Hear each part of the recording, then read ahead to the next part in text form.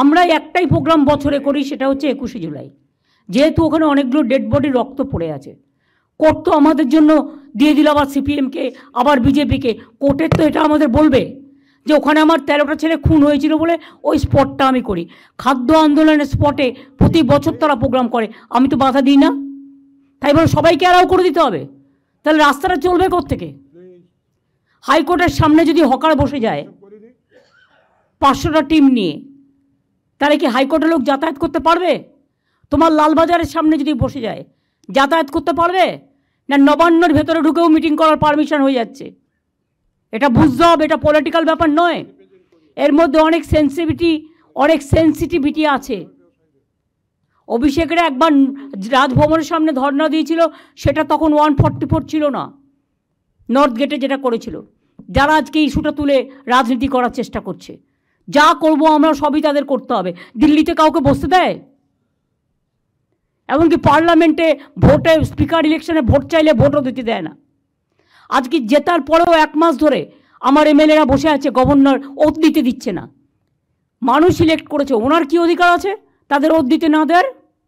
উনি স্পিকারকে অথরাইজ করবেন, deputy স্পিকারকে authorize করবেন, না হলে নিজে অ্যাসেম্বলিতে যাবেন। ওনার রাজভবনে কেন সবাই যাবে?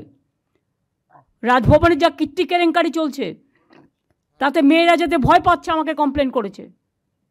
আমি আর একটা কথা ভাববার কথা বলবো, এটা অবশ্য ফাইন্যান্সের কাজ।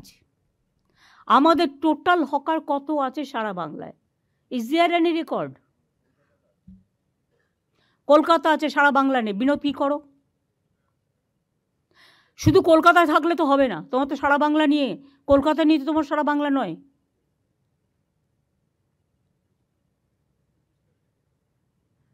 পুলিশ তো বাড়ি বাড়ি বলে দেবে। স্থিতিশীল যখন হয়ে যাবে ব্যাপারটা, একটা আছে টোটালি সেটেল যখন হয়ে যাবে, তখন আমায় জানাবে। আর আমি ফাইন্যান্সকে বলবো যে এরকম কি কোনো ইন্স্যুরেন্স করা যায়? যদি কোথাও, তারা তো সবাই রোজই আগুন লাগিয়ে দেবে, রোজই ইন্স্যুরেন্সের টাকা নেবে, সেটা নয়।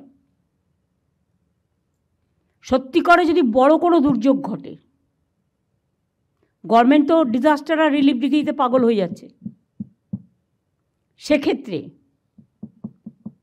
সে নিজে ব্যাংকিং আইডেন্টিটি কার্ড দেখিয়ে ব্যাংক থেকে ইন্স্যুরেন্স করাতে পারবে। যেমন প্রত্যেকে বাড়িতে নিজের ইন্স্যুরেন্স করিয়ে রাখে, তারাও হকাররা নিজেদের ইন্স্যুরেন্স নিজেরা করিয়ে রাখবেন। আমরা সাপোর্ট দেব।